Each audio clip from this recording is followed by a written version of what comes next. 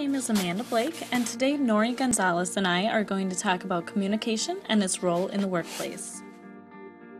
When you think of someone who exemplifies a great leader, what qualities do they possess? Are effective communication skills one of them? Communication is the key to the success of organizations, their leaders, and their employees. Being able to effectively communicate with your managers, employees, coworkers, and clients is a skill that alone will help you become successful in your career. Today we're going to talk about the 3 different types of communication, the different styles of communication, the skills needed to become an effective communicator, and how exactly to communicate in the workplace. There are 3 different types of communication: nonverbal, verbal, and written. The first type of communication we would talk about is nonverbal communication, which is defined as the body language and facial expression that a person uses during conversations. The body language or facial expression used will portray the way a message communicated or received by all parts involved. A lot of times, you are able to read a person's body language to see if they either understand the message you are putting out to them or if they feel uncomfortable with what you are saying to them. Next, we have verbal communication, which refers to the use of sounds and language to relay a message. It serves as a method for expressing desires, ideas, and concepts. This type of communication is vital to the processes of learning and teaching. Verbal communication is the most important aspect of our interactions with other people.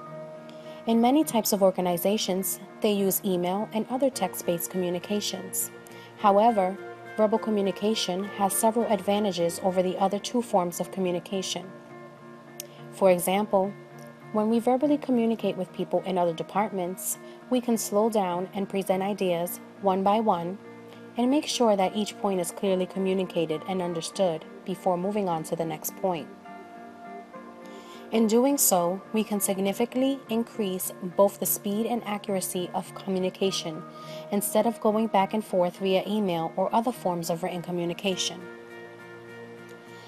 The last type of communication is written communication, which involves any type of interaction that makes the use of written words or symbols.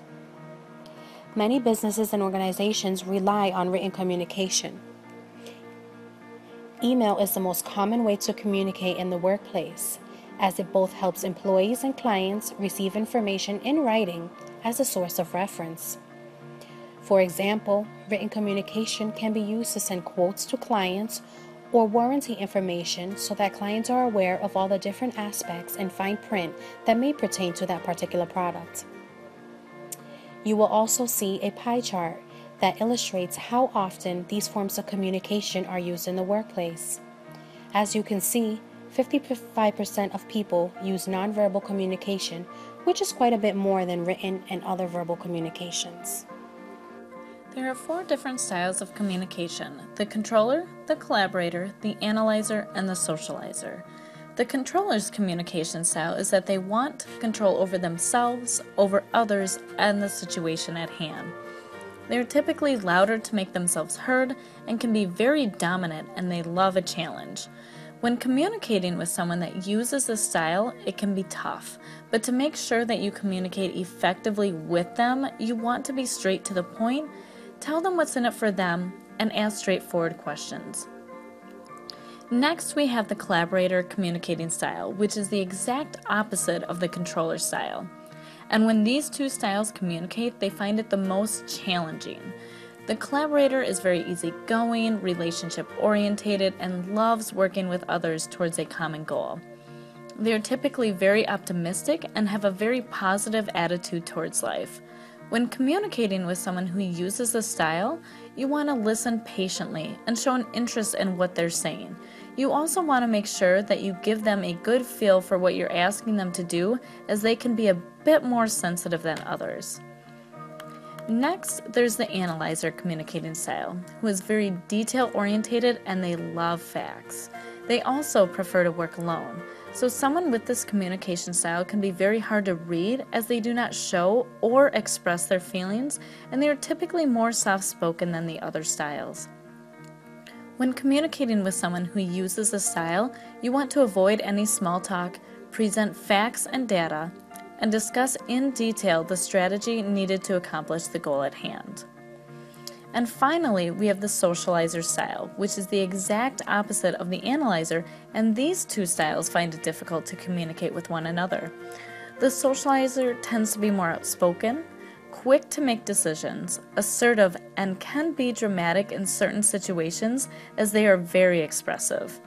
When communicating with someone who uses this style, you want to show interest in them, be enthusiastic, and try to tie their personal experiences into what you are trying to say. And learning how to communicate with these 4 different styles will make you very successful and versatile when you communicate with others. In addition to being aware of the different types and styles of communication, you really need to learn a certain set of skills that will help you to effectively communicate with others. With every type of communication, you will have barriers in which you will need to learn to recognize and to overcome.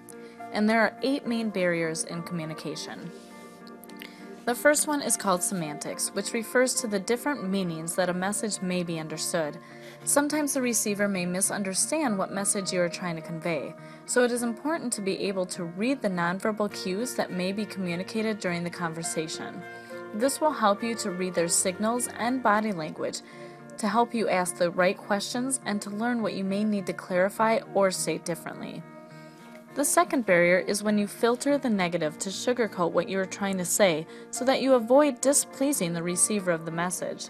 The best way to overcome this barrier is to make sure that you motivate the reader by appealing to their interests and their needs, as well as by communicating feelings behind the facts. The third barrier is simply lack of credibility and trust of the sender. Being an honest, knowledgeable, and hard worker will help alleviate this barrier. The fourth barrier is when the sender sends out mixed signals about the message being communicated to different audiences. You always want to make sure that you communicate the same message to all parties involved so that no one is confused about the information that is being provided. The fifth barrier is called different frames of reference, which means that the sender and the receiver are on different pages to what the actual message means. One way to overcome this barrier is to clarify your ideas before communicating them so that all parties involved takes the communication message the way that it was intended. The sixth barrier is to value judgments. What is meant by this is that you always want to make sure that you listen to the message from beginning to end before making a quick judgment that may be explained later on in the communication. The seventh barrier is when the sender sends out too much information that the receiver does not know how to respond to the message.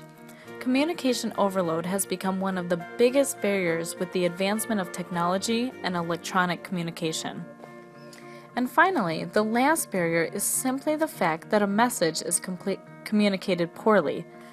That's why it's so important to learn and master the art of communication. The next skill needed to communicate effectively is to listen. A few ways to practice your listening skills is to make sure that you are focusing on the sender of the message.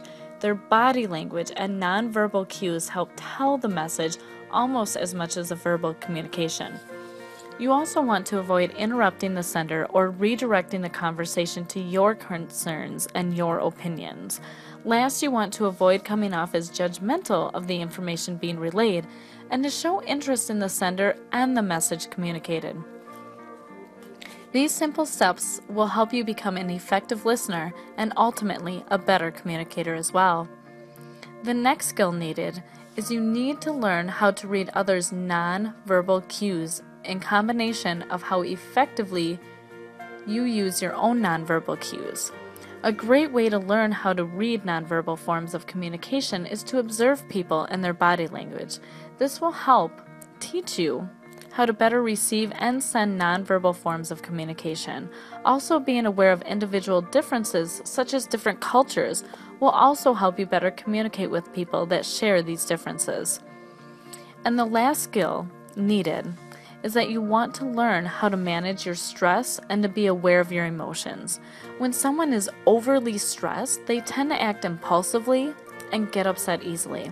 These are things you definitely want to avoid when communicating with others because you do not want to regret saying something because you acted in the heat of the moment instead of thinking things through. Also, being aware of your emotions is important as they can affect the way that you understand and the way that you respond to communications. Being aware of your emotions can help you to better understand and empathize with your peers, as well as help you communicate more clearly and effectively because you're in touch with your emotions. And these simple skills will help improve the different types of communication that you use on a daily basis, and will also help you become more effective when communicating with others. When it comes to communication, it is very important that there are open lines of communication within the organization. Managers need to communicate with their employees on a regular basis to ensure that organizational goals and employees' needs are being met. If your manager is communicating openly and effectively with you, it will help you do your job accurately and efficiently. If a manager does not communicate with their employees about what is expected of them, it will be hard for an employee to do the job right and could affect the organization and the employees involved in a negative way, especially when it comes to reviews of the organization and of the employee. It is important to always make sure that employees know what is expected of them and how to accomplish their goals.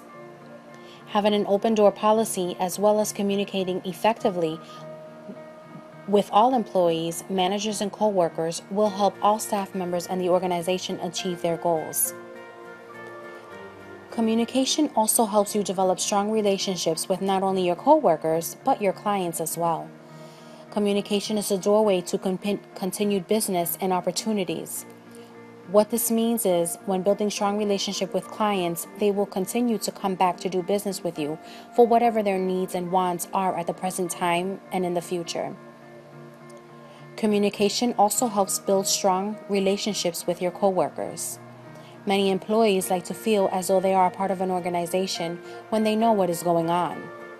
From personal experience, I really like when my manager asks me for my opinion on something, as it makes me feel a part of the team and that my opinion is valued. Communication can also help employees and managers know what is working and what is not working within the organization. An example of this would be if there is a standard procedure in place and the team feels there may be a more effective way to get the job done, then they would want to communicate their ideas to their managers, who may agree that a change in procedure is needed and take actions accordingly to get that changed. Secondly, effective communication can help build lasting relationships with clients of the organization. If a client feels that the communication with an organization is not up to par, they may not do business with them because they need an organization that exemplifies effective communication. I have heard stories of people going with another company even though the prices may be a bit higher because the customer service that they receive is impeccable. One way to accomplish this is to make sure that you communicate the good and the bad information in a way that a client will understand. This is not only the most effective way to communicate, but it also shows the clients that you are honest and care for what is in their best interest. A great way to build trust and loyalty. Communication also reduces unnecessary competition within an organization. A manager who openly communicates with his subordinates can in turn have positive relationships that benefit the organization as a whole. Knowing how to communicate with your employees by providing positive reinforcement, respect, and equal treatment will allow employees to learn from their mistakes. It will also help motivate them to take that extra step to make things right and continue to do so because of the strong relationship that has been developed. Communication is the backbone to any organization, which is why it is so important to learn how to communicate effectively.